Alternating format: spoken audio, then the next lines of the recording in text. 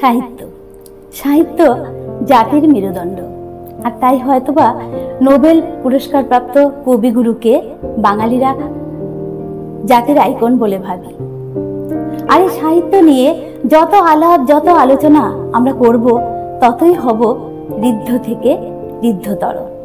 কারণ পরবর্তী প্রজন্মকেও সাহিত্যে উদ্বুদ্ধ করার দায়িত্ব কিন্তু আমাদের উপরেই বর্তায়। একেবি টিভি নিয়ে আসছে সাহিত্যের অনুষ্ঠান সাহিত্য বাসর। কি হবে এই অনুষ্ঠানে? এই অনুষ্ঠানে থাকবো আমি এবং অবশ্যই আপনারা। কোনো একজন কবি এবং সাহিত্যিককে নিয়ে বসে সাহিত্য সমুদ্রে ডুবকি মারব।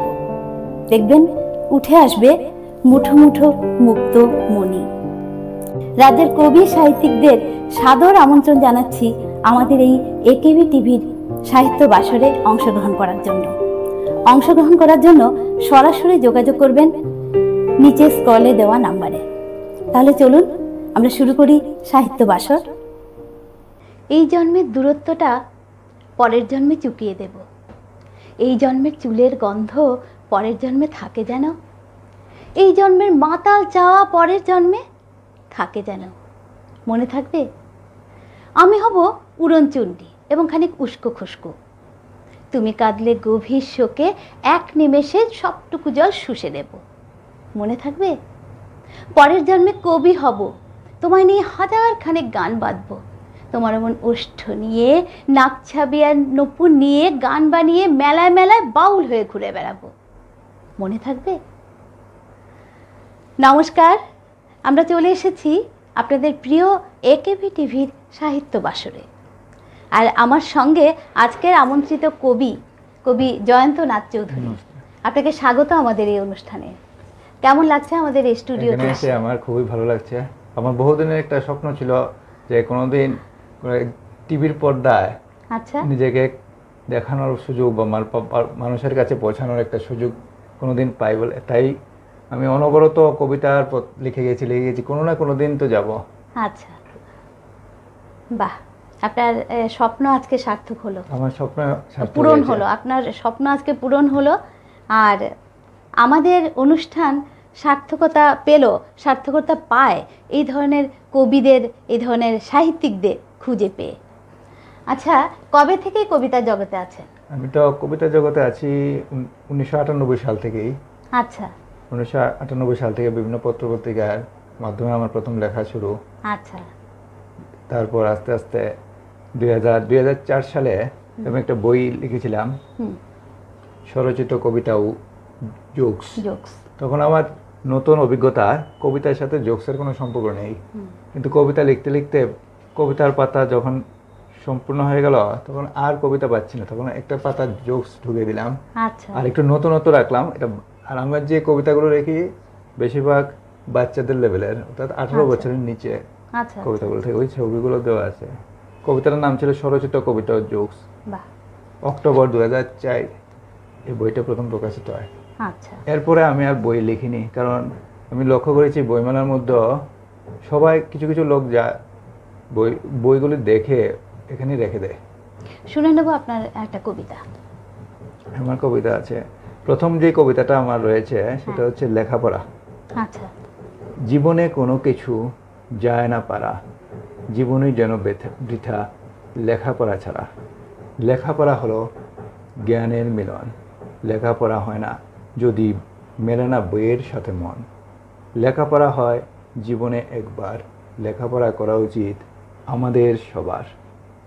বাহ, সেটাও ছোটদের উদ্দেশ্যে আচ্ছা, আমার প্রথম প্রশ্ন উত্তরে আপনি হয়তো বলতে চাইছিলেন বইয়ের প্রতি আগ্রহটা কমে যাচ্ছে, তাও সেই সুবাদেই বোধহয় আপনার এই কবিতাটা লেখা, তাই না? তারপর পরীক্ষার রেজাল্টও খারাপ হচ্ছে, বইপত্র পড়ছে না, ওই শিক্ষক কি প্রশ্ন উত্তর দিয়ে দেবে সেগুলি লিখে তা ওরা শিখছে। একটু ব্যতিক্রম হয়ে গেলেই শিক্ষক ভালো নয়, শিক্ষক ভালো না, উনি তো পড়ায়নি। আসলে উনি তো বইটির তথ্যটাই মনে করেন যে কোনো একটা ছাত্র পরীক্ষার মধ্যে 80 নম্বরের মধ্যে পেয়ে গেল 00, এর মানে সে কিন্তু খারাপ ছাত্র নয়, সে বইয়ের তথ্যের সম্পর্কে তার অভিজ্ঞতা নেই, সে বইটাই পড়েই নেই। বইটা যদি অভিজ্ঞতা থাকতো 1-2 হলো সে পাইত। একদম একদম। কিছু কিছু তো একটা নাম্বার পেতো যদি বইটা একটু বই নাড়াচাড়া করতো। তথ্যই সম্পর্কে তার অভিজ্ঞতা নেই, তাকে খারাপ তো ছাত্র এই বলা যায় না। আগ্রহটা কেন কমে যাচ্ছে? ওই বিশেষ করে যেটা মোবাইল, আমাদের যে মোবাইলের মধ্যেই সবকিছু চলে আসছে, বারকোড দেওয়া থাকে, বারকোড দেওয়ার সাথে সাথে একটা বই পুরো আসতে চলে আসছে।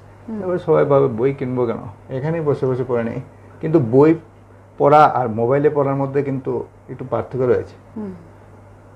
বইটাকে যদি সরাসরি আমরা যদি পড়ি, সেটার মধ্যে আমাদের অনুভূতি, আবেগ, চেতনা সবকিছু আসছে। আরে এটা জানি কি হবে, যেমন যেমন গোয়েন্দা বইগুলো আছে, যেমন সমরেশ বসুর বইগুলি শুরুতেই কিরকম কৌতূহলপূর্ণ বইগুলো, দেখলে মনে হয় এই কি জানি হচ্ছে, কি জানি হচ্ছে। আর মোবাইলে কিন্তু এরকম নেট কানেকশন, কখন নেট কানেকশন চলে যাচ্ছে ঠিকভাবে বোঝা যাচ্ছে না। একদম একদম। মোবাইলটা দিয়েছে যাদের একটু সুবিধার্থে, অনেক সময় বই নেই সামনে কিন্তু তথ্যটা এখন খুব গুরুত্বপূর্ণ, ওই সময় দিয়েছে। এখন তো উইকিপিডিয়া সবকিছু চলে আসছে, তারপর উইকিপিডিয়ার মধ্যেও কিছু কিছু জায়গাতে ভুল ত্রুটি পাওয়া যায়, তখন আমাদের বইয়ের সহায়তা নিতে হয়।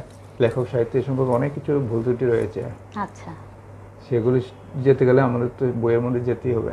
সেই এছাড়া আমি এটা সবার একটা ধারণা যে একটু কবিদের মধ্যে নাকি বড় কবি ছোট কবি এরকম রয়েছে, তা তো ঠিকই, যারা বড় সাহিত্যিক তারা তো বড়ই, তারপরও যারা আস্তে আস্তে আসতে চায় কবিতার লাইনে। আমি আবার অনেকে আছে আবার কবিতার লাইনে, যেমন একজন কবিতা লিখছে তো আরেকজন যদি লিখতে যায় তাকে আবার অবরোধ করা হচ্ছে, মানে ভাবছে যদি ও আসে তো আমি তো যেতে পারবো না। আমি আবার এরকম নয়, কেউ যদি যেতে চায় তাকে আবার আমি আনছি সঙ্গে, আমিও যাবো, ওকেও নিয়ে যাবো। আমাদের বিদ্যালয়ে যে কবিতা আবৃত্তি প্রতিযোগিতা হয়, সেখানে আমি কয়েকজনকে আবৃত্তি শিখে তারপর স্টেজে উঠাচ্ছি, ও প্রাইজ নিয়ে আছে। তখন আমার ভীষণ আনন্দ হয়, কারণ এটা আমারই তো মনের অনুভূতিটা সে করলো, সেটাই সেটাই। কিন্তু এখানে কিন্তু সে আমার নাম বলছে না, তারপর আমি কিন্তু ভিতরে একটা আনন্দ পাচ্ছি যে সে পারলো আমার এটা, আমার এটা সার্থক হয়েছে। যেমন ভোকেশন, রবীন্দ্রনাথের ভোকেশনটা শিখে দিয়েছিলাম। না, কবি কবিতা লেখে নিজের আনন্দে, আমার মনে হয় যেটা, যে কবি কবিতা লেখে নিজের আনন্দে, নিজের ভেতরের কথাগুলো সব পরিবেশন করাই, সেটাই কবিতা, তাই না? আমাদের মনের ভিতর দুঃখ, কষ্ট, বিরহ যাই আছে সেটা নিংড়ে, হ্যাঁ, কলমের আঁচড়ে সেটা পরিবেশন করেই কবিতা, তাই না? তো সেটা আমার নাম বলুক বা না বলুক, সেটাতে কিছু তেমন কিছু আসে যায় না। আচ্ছা, কোন ধরনের কবিতা আপনার কলমের আঁচড়ে উঠে বেশি? প্রকৃতি, ভালোবাসা, বিরহ? আমার তো লক্ষ্য করেছি যে আমার এখানে সব ধরনের কবিতাই আমার উঠেছে, মানে যাই লিখি। যেমন একটা ছড়া ধরনের, যেটা ছড়া বলে, ছড়ার কবিতার মধ্যে একটু পার্থক্য রয়েছে। কবিতা তো মিনিংফুল থাকে, ছড়াটির মধ্যে কোনো মিনিং থাকবে না, কিন্তু লাইন মিলে। যেমন আমি একটা লিখেছিলাম ছড়া, অর্ধেক, সেটা শিশুদের মনোগ্রাহী হতে হবে। ছড়া এরকম লিখেছিলাম, বইও তো ছিল, অর্ধেক। আচ্ছা, এটা সংখ্যার উপর ভিত্তি, 32-এর অর্ধেক 16, কাকের রং কালো, 16-র অর্ধেক 8, দুর্গম পথঘাট। আচ্ছা, 8-এর অর্ধেক 4, চোরকে ধরে মার, 4-এর অর্ধেক 2, আমরা পড়ি বই, 2-এর অর্ধেক 1, গলা মানে নেক, 1-এর অর্ধেক আধা, ডঙ্কি মানে গাধা। এটার মধ্যে দেখেন, একটা দিকে ম্যাথমেটিক্যাল চলছে, অঙ্ক সংক্রান্ত, আরেক দিকে চলছে ভাষা, ল্যাঙ্গুয়েজ, তারপরও কিন্তু ছন্দ চলছে। এবং এই কবিতাটির তৎকালীন তো কবি মন্ত্রী যিনি ছিলেন, উনিও এই কবিতাটাকে পছন্দ করেছেন, এবং তিনি বললেন যে এই ধরনের কবিতা আমি কোনোদিন পাইনি, কিন্তু এই কবিতাটা সম্পূর্ণ শুদ্ধ। সেটাই। আচ্ছা, অনেকেরই জিজ্ঞাসা যে কবিতা কিভাবে রচিত হয়? আপনি কি অবসর সময়ে বসলেন, একটা কাগজ কলম নিয়ে একটু চিন্তা ভাবনা করলেন, হয়ে যায় কবিতা, না কিভাবে? অ্যাকচুয়ালি আমি যখন লিখেছিলাম, তো যখন ক্লাস 8-এ ছিলাম, তখন আমি যখন বসে রয়েছি, হঠাৎ করে 2-3টা লাইনের খালি মিলন হচ্ছে, যেমন করলা, সরলা, মাঠ, ঘাট, এরকম হয়ে যাচ্ছে। তখন ভাবলাম কিছু না কিছু তো হচ্ছে। কিন্তু পরবর্তী সময় যখন আমি লিখতে শুরু করলাম, দেখলাম যে 3 প্রকার ছন্দ রয়েছে, তলবৃত্ত, মুক্ত দল, তারপর মিশ্র কলাবৃত্ত। তারপর আমি আমার কবিতাগুলি সবগুলো লিখলাম, এর মধ্যে একটা কবিতা প্রায়ই উঠে পরিবেশ। যেমন এই কবিতাটা এরকম: বড় বড় বৃক্ষ কেটে বন করে ধ্বংস, মানুষ কেন বুঝলো না বৃক্ষ প্রাণেরই অংশ। চিমনির ধোঁয়া, গাড়ির ধোঁয়া করে বায়ু দূষণ, সবুজ গাছপালাগুলো করে এদের শোষণ। 5ই জুন বিশ্ব পরিবেশ দিবস রূপে মোরা পালন করি, আজ থেকে সংকল্প করি যেন মোরা দূষণমুক্ত পরিবেশ করি। এটার মধ্যে মিশ্র কলাবৃত্ত ছন্দ, মিশ্র কলাবৃত্তিটা হচ্ছে 8+6। আমি যে মানে রচনা করি এটার অনেকগুলো ফর্মুলা আছে, এর মধ্যে আমি যেটাকে বিশ্বাস করি 8+6। যেমন বড় বড় বৃক্ষকের এখানে 8টা লেটার রয়েছে, বহন করে ধ্বংস এখানে 6, মানে 8+6 হলে সেটা মিশ্র কলাবৃত্তি। যেমন মহাভারতের কথা অমৃতের সময় কাশিরাম দাসকে হে মহাপুণ্যবান, এটা 8+6। অর্থাৎ এখানে বলা হয়েছে যদি 8+6 মিলে যায় সেটা হচ্ছে মিশ্র কলাবৃত্তি, এবং মিশ্র কলাবৃত্তিটা একটু সহজ এবং একটু স্লো হয়ে যায়। আর বাকি যেগুলি আছে এগুলি দ্রুত চলে। যেমন মুক্ত দল রয়েছে, এটার মধ্যে দীর্ঘশ্বাসের ব্যাপার রয়েছে। যেমন দুর্গম মেরু দুর্গম গিরি কান্তা মরু দুস্তর পারাবার লঙ্ঘিতে হবে রাত্রি নিশীথে যাত্রীরা হুঁশিয়ার। এটা সম্পূর্ণ বিদ্রোহমূলক। এ ধরনের কবিতাগুলোর মধ্যে কিন্তু রুদ্রশ্বাসের ব্যাপার রয়েছে। এরকম ভাবেই কবিতা রচনা করার ক্ষেত্রে 3টে ছন্দের মধ্যে যে কোনো একটা ম্যাচ করতে হবে। কিন্তু ইংরেজি কবিতার ক্ষেত্রে আবার অন্যরকম। ইংরেজি কবিতার ক্ষেত্রে এ এ বি বি এরকম থাকে, যেমন twinkle twinkle little star how I wonder what where, A A B B এরকম থাকে। এ এ বি বি অর্থাৎ প্রথম লাইনের সঙ্গে দ্বিতীয় লাইন যদি প্রথম দ্বিতীয় তৃতীয় চতুর্থ, অর্থাৎ দ্বিতীয় লাইন যদি চতুর্থ লাইনের সঙ্গে মিলে তাহলে এ বি বি এ বা এ বি এ বি এরকম আছে। এটা বাংলার ক্ষেত্রে এরকম না, বাংলার এরকম ক্ষেত্রেই অনেক কিছু জানলাম। আমরা নিয়ে নিচ্ছি এবার ছোট্ট একটা বিজ্ঞাপন বিরতি। বিরতির পর আবার ফিরে আসব আপনাদের প্রিয় অনুষ্ঠান একেবি টিভির সাহিত্য বাসরে।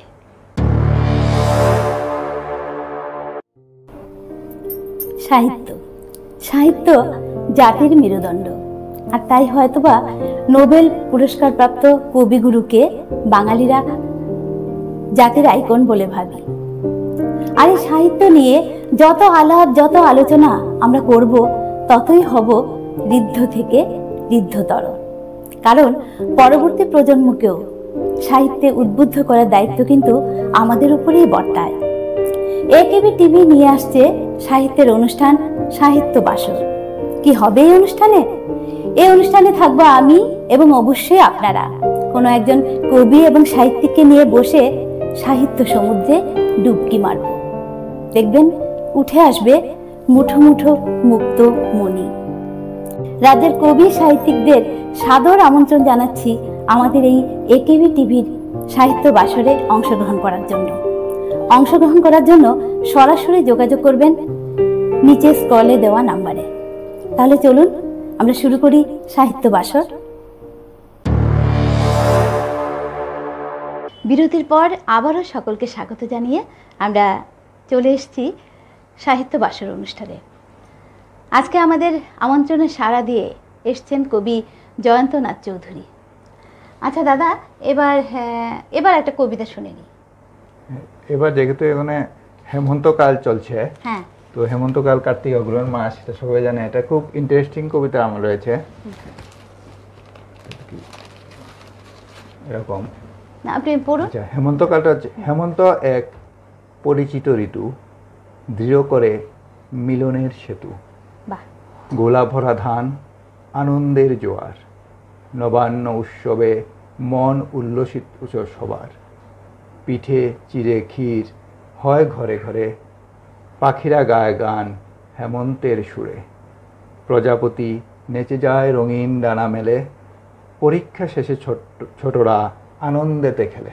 বাহ, এটার মধ্যে পুরা হেমন্তের যে সিচুয়েশনটা এটাতে হয়েছে। এটা তৈরি করার সময় আমি কিন্তু কোনো ছন্দের উপর ভিত্তি করে তৈরি করিনি। এটা তৈরি করার সময় প্রথমে আমি ঘটনাটা চিন্তা করেছি, কোন কোন ঘটনাগুলো যারা কবিতা লিখতে চায়, এখনো কবিতা প্রতি ইন্টারেস্টিং, তাদের উদ্দেশ্যে আমি একটু বলবো। যারা এখন লিখতে ইচ্ছুক তাদের বলবো, যে বিষয়ে কবিতাটা লিখতে হবে প্রথমে ওই ঘটনাগুলি এক জায়গায় লিখে নিতে হবে, এক জায়গায় ঠিক করতে হবে কোন কোন ঘটনাগুলো। যেমন এখানে আমি ঠিক করেছি যে এখানে গোলা ভরা ধানের কথা বলবো, নবান্ন উৎসব, পিঠা চিরা, তারপরে ওই এখানে কে কে যায় কি আসে সবগুলোকে এক জায়গায় মানে এনে কোন কোন এবার জিনিসগুলো ছন্দের প্রাধান্য পাবে, কোনগুলি প্রাধান্য পাবে এবার ছন্দে নিতে হবে। এবার আচ্ছা, হেমন্ত এক কারণ পরিচিত ঋতু, হেমন্তকাল মানেই আমরা জানি নবান্ন উৎসব, নবান্ন উৎসব। সেটাই। এখানে মিলিয়েছে দুইটা লাইনের কনভেনশন, হেমন্ত এক পরিচিত ঋতু, বিরহ করে মিলনের সেতু। আরে, এই ছোট দারুণ। কবিতাগুলো মানুষ পড়তে একটু পছন্দ করে, সময় কম লাগে, বুঝতেও সোজা, সেই এবং এগুলি রচনা করতে অনেক কষ্ট। এই কবিতাটা 2005 এর দিকে বেরিয়েছিল। আচ্ছা, ব্যক্তিগত জীবনে আপনি কি করেন? ব্যক্তিগত জীবনে আমি তো শিক্ষক হিসাবে কর্মরত। 2019 টেট 2 পরীক্ষায় উত্তীর্ণ হয়ে আচ্ছা, তারপর আমার পোস্টিং হয়েছে Sudhanya Debbarma memorial higher secondary school, Jampuijala, যেটা বিদ্যাজ্যোতির আন্ডার বিদ্যাজ্যোতি। আচ্ছা আচ্ছা, বিদ্যাজ্যোতি সম্পূর্ণ ইংলিশ মিডিয়াম স্কুল। ওখানে কিন্তু আমি, এখানে বাংলা নেই, ট্রাইবাল এরিয়া, এখানে ল্যাঙ্গুয়েজের মধ্যে আছে হিন্দি, তারপর ককবরক আর ইংলিশ। আমি ইংলিশ আর হিন্দিটা করাই। ইংলিশে সব যেগুলো সাবজেক্ট আছে আর্টসের ওগুলো করাই, আর সঙ্গে হিন্দি সাবজেক্টটা আমি করাচ্ছি। আচ্ছা আচ্ছা, এবার আরেকটা কবিতা শুনি। এবার একটা বাদ্যযন্ত্রটা কেমন লাগছে কবি জয়ন্তনাথ চৌধুরীর কবিতা, আপনারা অবশ্যই জানাবেন।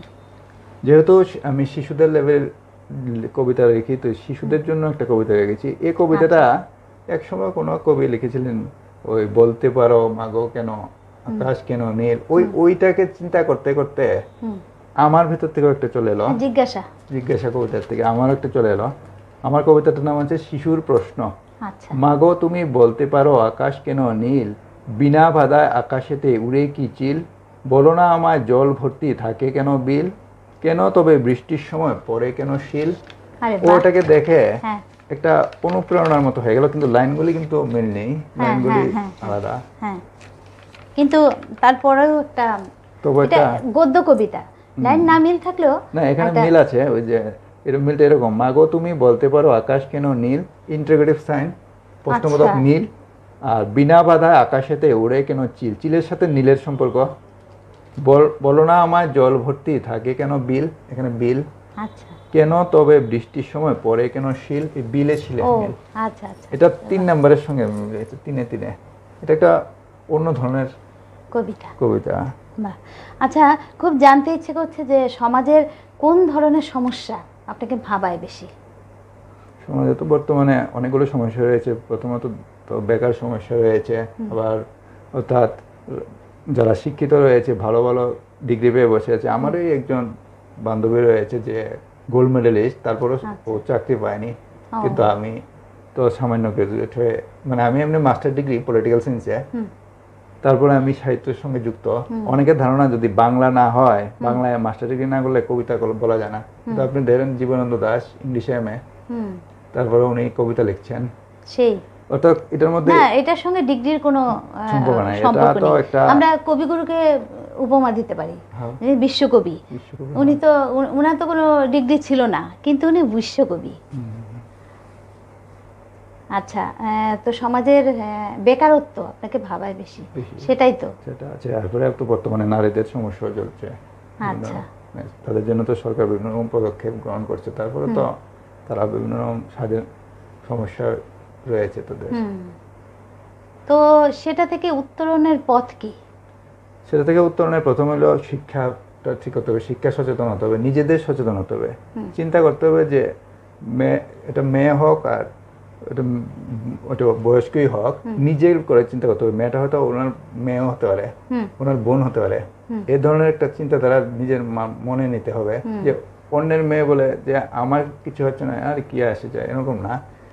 নিজের করে চিন্তা করতে পারি, ওর মেয়ে হচ্ছে আমারও তো হতে পারে, আমার বোনও তো হতে পারে। তো ওই ধরনের চিন্তাধারা যখন আসবে, এটার উত্তরণে একটাই উপায়, বই পড়তে হবে, ভালো ধরনের বই, ভালো লেখকের বইগুলো, বিশেষ করে নারীদের উপরে যে শরৎচন্দ্র চট্টোপাধ্যায়ের বিভিন্ন বই রয়েছে, কথা সাহিত্যিক, ওদের পড়তে পারে। পড়লে বইগুলি পড়ার মাধ্যমে সচেতনতা আসবে, কি করতে হবে, এটা থেকে বেরোনোর উপায় কি। মানে আপনি বলতে চাইছেন যে বই পড়ে জ্ঞান অর্জন করতে হবে, জ্ঞানকে সমাজে ব্যবহার করতে হবে। জ্ঞানকে নিজের মধ্যে রাখলেই হবে না, সেটা আবার ছড়িয়ে দিতে হবে চারদিকে। মানে আমিও বেরিয়ে আসি সেই সমস্যা থেকে, অন্যরাও বেরিয়ে আসুক সেই সমস্যা থেকে। এখন দেখুন যে নারীরা তো আমাদের স্কুলে দিদিমণি রয়েছে, এক দিদিমণি সব কিছুতে ট্যালেন্টেড, পড়াশোনার সাথে সাথে গান বাজনা নৃত্য সবগুলি করছে, আবার বাড়িঘরও সামলাচ্ছে, পরিবারও সামলাচ্ছে। এবার একটা শুনে নেব কবিতা। নেতাজি সুভাষচন্দ্রের উপরও কবিতা লিখেছি। নেতাজি সুভাষচন্দ্রের নিয়ে তো এখন সবাই ব্যস্ত বেশিরভাগই। কবিতাটাই আমাদের অনুষ্ঠানের আজকে শেষ নিবেদন। 1897 সালের 23শে জানুয়ারি জানকীনাথের ঘরে এক বীর সন্তান জন্মালো কটক শহরে। বাল্যকাল থেকেই মেধাবী ছিল বিধাতার বরে, আইসিএস পরীক্ষায় 4র্থ স্থান পেল তার অধিকারে। ব্রিটিশের মুখে জ্বালালো আগুন, আজাদিন ফৌজ গঠন করে ব্রিটিশ তাকে কারাবন্দী করল নিজ ঘরে। অবশেষে একদিন সেই বীর অন্তর্হিত হলো, যার কণ্ঠে ধরিত হয়েছিল দিল্লি চলো। বাহ, দারুণ, খুব সুন্দর একটা কবিতাগুলি ছন্দ মিলে আছে, কিন্তু এটা অনেকটা গদ্যরূপ। কিন্তু আমার যে কবিতাগুলো সবগুলি ছন্দের মিল রয়েছে। যেমন ছন্দের জাদুঘর যিনি রয়েছেন সত্যেন্দ্রনাথ দত্ত, ওনার কবিতাগুলি মিলেছে রবীন্দ্রনাথের প্রায় কবিতাই ছন্দবদ্ধ। আবার কবি সুকান্ত ভট্টাচার্যের কিছু কিছু ছন্দ আছে, কিছু কিছু ছন্দ নেই, এগুলি গদ্যরূপ। আমরা চলে এসেছি অনুষ্ঠানের একেবারে শেষ পর্যায়ে। আপনাকে অনেক অনেক ধন্যবাদ আপনার গুরুত্বপূর্ণ সময় থেকে আমাদের সময় দেওয়ার জন্য। কেমন লাগছে আমাদের এই অনুষ্ঠান? যারা কবিতাকে ভালোবাসেন, যারা ভালোবাসেন সাহিত্যকে, তারা অবশ্যই আমাদের সঙ্গে আমাদের স্ক্রলে দেওয়া নাম্বারে যোগাযোগ করুন। তারা অবশ্যই আসতে পারেন, আমাদের অনুষ্ঠানকে ঋদ্ধ থেকে করতে পারেন ঋদ্ধতর। আজ এ পর্যন্তই। পরবর্তী অনুষ্ঠানে অবশ্যই আপনারা চোখ রাখবেন একেবি টিভির সাহিত্য বাসর অনুষ্ঠানে। নমস্কার। সাহিত্য জাতির মেরুদণ্ড, আর তাই হয়তোবা নোবেল পুরস্কার প্রাপ্ত কবিগুরুকে বাঙালিরা জাতির আইকন বলে ভাবি। আর এই সাহিত্য নিয়ে যত আলাপ, যত আলোচনা আমরা করব, ততই হব ঋদ্ধ থেকে ঋদ্ধতর। কারণ পরবর্তী প্রজন্মকেও সাহিত্যে উদ্বুদ্ধ করার দায়িত্ব কিন্তু আমাদের উপরেই বর্তায়। একেবি টিভি নিয়ে আসছে সাহিত্যের অনুষ্ঠান সাহিত্য বাসর। কি হবে এই অনুষ্ঠানে? এই অনুষ্ঠানে থাকবো আমি এবং অবশ্যই আপনারা। কোনো একজন কবি এবং সাহিত্যিককে নিয়ে বসে সাহিত্য সমুদ্রে ডুবকি মারব। দেখবেন উঠে আসবে মুঠো মুঠো মুক্ত মণি। রাজ্যের কবি সাহিত্যিকদের সাদর আমন্ত্রণ জানাচ্ছি আমাদের এই একেবি টিভির সাহিত্য বাসরে অংশগ্রহণ করার জন্য সরাসরি যোগাযোগ করবেন নিচে স্ক্রলে দেওয়া নাম্বারে। তাহলে চলুন আমরা শুরু করি সাহিত্য বাসর।